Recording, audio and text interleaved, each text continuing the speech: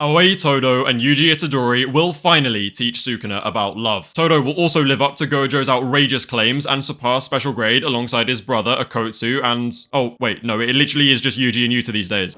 Not only do I have some incredible theories to share about Todo's special grade power-up, but I have also noticed something amazing involving Todo and Chozo that I don't think you guys have clocked onto. And the conclusion I managed to draw from this genius revelation was that this duo will finally teach Binding Vow Man about love. I mean, can you imagine the look on Sukuna's face when he realizes love can be used for a super strong binding vow? If you ask me, that should have been Gojo's main selling point on it. It would definitely have been more effective than sticking your hand in someone's chest and expecting them to suddenly understand the power of love. But since Gojo failed though, let's just see if this special grade duo has what it takes to finally teach Sukuna about love. Just like in Shibuya, Todo arrived to save Yuji when he was at his absolute lowest. He just watched Chozo sacrifice himself for him, which left his resolve completely shattered. But with Malevolent Shrine finally collapsing, Aoi Todo intervenes and confronts the literal King of Curses face to face. And yes, that does probably mean that Todo is gonna ask the thing next chapter. Anyway, Sukuna is completely techniqueless and domainless for the time being with Miwa grade output. So it's looking like we're gonna get an old school bare knuckle brawl between the King, Todo, and Fraudkiner. I'll talk about Todo's buff very soon, but assuming he's the same old Todo, no one really thinks he's gonna kill Sukuna or really come close to killing him. Don't get me wrong, Boogie Woogie with Yuji is a dangerous combination for Sukuna, but realistically it's still not gonna be enough to outright beat him. You see, the real reason Fraudkiner should be terrified of Todo's arrival is not because of Boogie Woogie. It's because of what Todo's presence does for Yuji Itadori. Both times Yuji and Todo fought together, Yuji got a massive power-up, leaving him way stronger than before. Yuji has already awakened once in this fight while fighting alongside his other brother Chozo, and let's be real, he clapped Sukuna's cheeks hard. Now that Todo is here, best believe Yuji is about to get even stronger and maybe even climb to Sukuna's level and start using Shrine at full output. I mean, do you not think it's a bit of a coincidence that Yuji has only hit a Black Flash in the presence of a brother? First Todo, then Eso, and then Todo again, and most recently while fighting alongside Chozo. Like, it's just undeniable. He also does just blatantly get stronger when fighting with Todo. This brother buff is a huge reason for Yuji and Sukuna being so different, and it will be this brotherly love, the type of love that Sukuna rejected by eating his own twin, that Sukuna will learn about in this fight. Or more accurately, he'll learn about it when he gets his ass handed to him by his kid nephew and their schizophrenic buddy. Anyway, I'm now going to go into that genius revelation I was talking about. Consider Todo's technique, Boogie Woogie. It's a very cool, very simple, and very strong technique. But does this really mean shit? No. The coolest part of Boogie Woogie is what it represents. We can all agree that Todo is one of, if not the best, combat support sorcerer around, especially when paired up with Yuji Itadori. But not only is the swapping a great support for combat, the actual clap of Boogie Woogie represents Todo literally applauding Yuji and cheering him on. Boogie Woogie is not only for supporting Jujutsu, but also for supporting the soul. Because, as Todo says, the action of applause is an acclamation of the soul. It does not stop here though, because even though it's less obvious, Chozo's technique does the exact same thing. Blood Manipulation's ultimate move is Piercing Blood, an ability which is activated by clapping your hands together. And this right here is why I love Gege Akutami. Both of Yuji's older brothers have techniques that were literally designed to represent them cheering Yuji on. And to be honest, it makes me think of when Gojo wished Geto was there cheering him on too. Since joining Jujutsu High, Yuji has been collecting brothers like Pokemon and allowing them to push him up further. He learned to accept Chozo as his brother and even came to care for him in the end. And just like with Todo, Yuji was at his strongest in this fight when he started fighting alongside Chozo. I call it the brotherly buff, and Yuji has learned to make the absolute best use of it possible. He got as strong as he did today and is even becoming a direct rival to Sukuna because of his brothers. And this is what sets him apart from Sukuna. This is why facing the iconic duo might lead to his defeat. If you recall, Sukuna started down his selfish, greedy, power-hungry path when he consumed his twin brother in the womb. He literally says to Arame that he rejected the fate of being a twin. So if there is one thing we know Sukuna cannot understand, it's the value of a brother, having rejected his own one at birth. Sukuna has literally never had somebody cheering him on the way Chozo and Todo cheer Yuji on. He was feared and therefore worshipped because of it, but fear is not love or real support. And don't even try and tell me that Arame cheers him on, because we all know that they're just a glazer. Therefore, Sukuna cannot comprehend the value of a brother, but he will come to understand it soon, because Chozo, Todo, and Yuji are gonna teach him. If it wasn't for Chozo's sacrifice, Sukuna would have killed Yuji and won then and there. And if not for Todo's reappearance, Yuji's resolve would have been totally crumbled and Sukuna would have hit him with a strong cleave. For these reasons, Sukuna's biggest threat is still standing and ready for more. His domain was a desperate attempt at finally exterminating Yuji before he reached his level, but thanks to Chozo and Todo, Sukuna failed, losing both his curse technique and domain as a result. With Malevolent Shrine gone and no slashers to worry about for the time being, the following fight is likely gonna go back to basics and just be a bare knuckle brawl. Now, thematic and symbolic shit aside for a second please, because I I also have faith that Todo will absolutely batter Sukuna in at least this first chapter. Todo's technique has mysteriously returned to him, and it seems better than ever. He managed to transport all the sorcerers inside a domain to safety by swapping them with Meimei's crows outside of the barrier. It also would have had to been from a pretty long range. Now, Todo does suggest that Yuta Okkotsu helped him regain his curse technique and work on some unknown plan, although a potential buff to Boogie Woogie is not the only Todo power-up that I actually wanted to talk about. What I want to talk about is what's under Todo's bandage. So we're now going to run through every theory I have of what he's got hidden under there. The first theory is probably the most popular one, and it's that Todo has a Mechamaru hand under his bandage. Mechamaru, of course, being one of Todo's school friends, and was someone who had a huge impact on the events of Shibuya, the main impact being sending Todo to help Yuji. It's also been a very long time since Mechamaru has ever been mentioned, so I would love to see Todo pay his respects to his classmate Kokichi Muta by utilizing a Mechamaru replacement arm. Okay, I don't know why I said Mekumaru, it's Mechamaru, but you get the point.